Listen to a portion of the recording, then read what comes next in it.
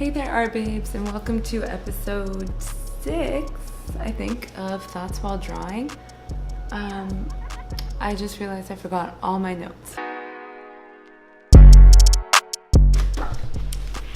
So today I'm working on a brand new portrait type thing, kind of representative of like the ups and downs of life. So I have the basic pencil lines and I'm going to be adding some detail today. And while I'm working on that, the thoughts that I had that I would like to share with you guys is about, I was thinking about like things that used to really stress me out when I was making art, or things that I used to worry about a lot when I was making art that I realized don't matter. And since I've kind of stopped trying to worry and compensate for those things, I feel like I've been able to grow a lot more as an artist and get kind of more of an understanding of what my style is. So I'm going to go through those things whilst I work on this thing. So let's go. Alright, so number one of the things that I worried about the most was my art getting repetitive, like feeling like I was drawing too many similar things. So if you'll notice, when you look at my work, I draw a lot of portraits, I draw a lot of women, and even though looking at them now, I see the difference, and I've never heard someone tell me that all my work looks the same. I used to stress out about that a lot, and so I would try to go out of my way to draw other things, things that I didn't necessarily have a connection to, things that didn't necessarily mean anything to me. Or even like, I did make some good art while trying to get away from that, but for the most part, it was like I was giving myself unnecessary art block because I'd have an idea and then I'd be like, no, but that's too similar to the other thing, do something else. And I don't do that anymore, and I feel like I've made a lot of great work that people like because of that. So I would say if you're feeling like anxious that you think maybe a lot of your work looks the same, I would say don't worry about that. And I think a reason I kind of got away from that was looking at other artists that I admire, whether on Instagram or in museums. I realized a lot of them had work that seemed to have an ongoing theme. Like, I've seen other artists who draw a lot of portraits, or other artists who just draw a lot of like similar designs, and I never looked at their work and thought, well, that's all the same stuff. So I realized I didn't need to do that to myself either. The second thing that I would stress about and would keep me from really just going for the concept that I wanted to was worrying about like, will someone buy this when it's done? So a lot of times I would like have an idea that felt really close to my heart, or something that related to me, and it would be like cathartic to make, but then I would be like, oh, I don't know if I should make that because like other people won't be able to relate to it, or other people won't want to buy it. Like, I would be so hung up on like, would someone put this in their living room, that I would avoid making it. And that sounds so stupid when I'm saying it out loud, because art is art and it shouldn't matter if someone wants to buy it or not. Like, I can't believe that would hold me back, but at the same time, it's really easy to see how that happens, because we still live in a world where we need to make money to live. So I would get worried that like, oh, I can't make that, it's a waste of time because it may not be profitable. You know, I would worry so much about like trying to create something that I thought everyone would like, or that would appeal to more than one person. And it's when I kind of stopped worrying about that and just made the work I wanted to make, that people started to respond more. Like, even work that I thought, I thought like, oh, this is just so personal to me, no one's gonna like this, but I took a chance and like brought it to a couple events, and it like sold really well. So my conclusion with that point is like, don't not make art because you don't think it'll make you money. Like, even if it doesn't make you money, there's a reason you want to make it, you should make it, and people will like it regardless. And even if they don't, who cares? It's for you. The third thing was worrying about making my drawings super realistic, like down to the last detail. So I would stress a lot about trying to like change my style to the point where it just looked like hyper realistic portraiture.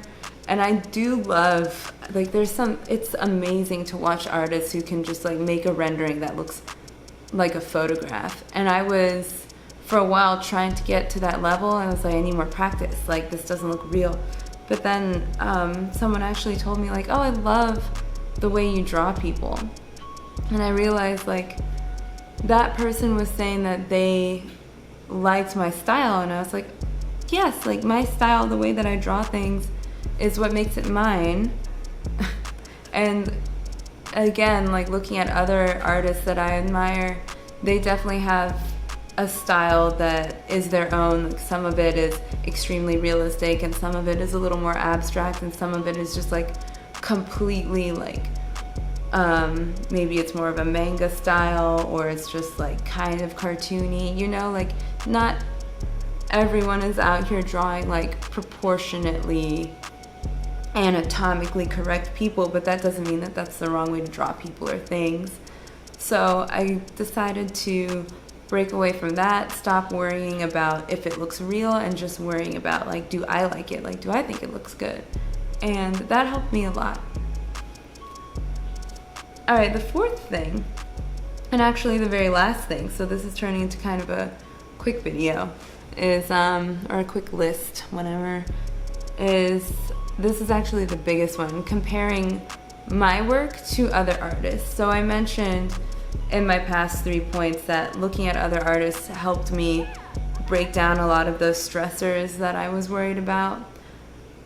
But then it led to another stressor in that I was catching myself thinking like, oh, nobody is making work that looks like mine must suck, or like that person does black and white like I do, but they do it this way, or this person shades that way, or like this person uses color, like lots of people are using color, I'm not using enough color. Like I was starting to change the way I was drawing and the way I was thinking about what I wanted to do based on what I saw other artists doing, and I had to nip that in the bud. I had to stop because I was looking at my work and being like, that doesn't even look like anything else that I've done, and not in like a natural progression of talent way, like not in my style has evolved, it just looked like other people's work. And that's the last thing I want to do, not just because it's less original, but also because I don't want people to be like, oh, your work looks just like her work, you know? Like, I think it's good to look at other work that you admire and think about what makes that work something you admire, would that add to your work? But I was almost just taking their style and trying to make it my style, and that's bad. Because as with all these points, I'm looking for my own style. It already exists. It's kind of like trying to find it, kind of like when SpongeBob, like, you know, he hits that marble and the sculpture just comes out. That's what finding your style is like. Like, it's there, you just gotta get to it. And if you overthink it, you end up with a pile of poo, which is what happened when he overthought it. That SpongeBob artist episode, Artist Unknown, you can learn a lot from it. But yeah, I would say those 4 things stressed me out a lot. I would say not just while drawing, but also when I was big into photography, and I still take pictures, but creating in any medium, I would catch myself overthinking, like, will other people like this? Like, does this look like her work? Like, this is the work that people like, why doesn't my work look like that? It needs to. All these unnecessary things, when what I needed to do was just break away from them and make my own work. You know, people are just, they'll like it or they won't. And what matters is, do I like it? So those were my thoughts for today on things that used to stress me out while making art that don't anymore. I figured these were probably things that maybe other artists could relate to, so I just kind of wanted to talk about it. I'd love to hear if other creatives have also experienced these thoughts, or if I'm the only one in the world, or if there's other stresses that you have that you're still working on or that you've also gotten over. Let me know in the comments. Please like my video, subscribe, and thank you very much for watching. I am going to keep on working on this as well as all my other in progress drawings, so just let me know what you'd like to see next, and have a great week.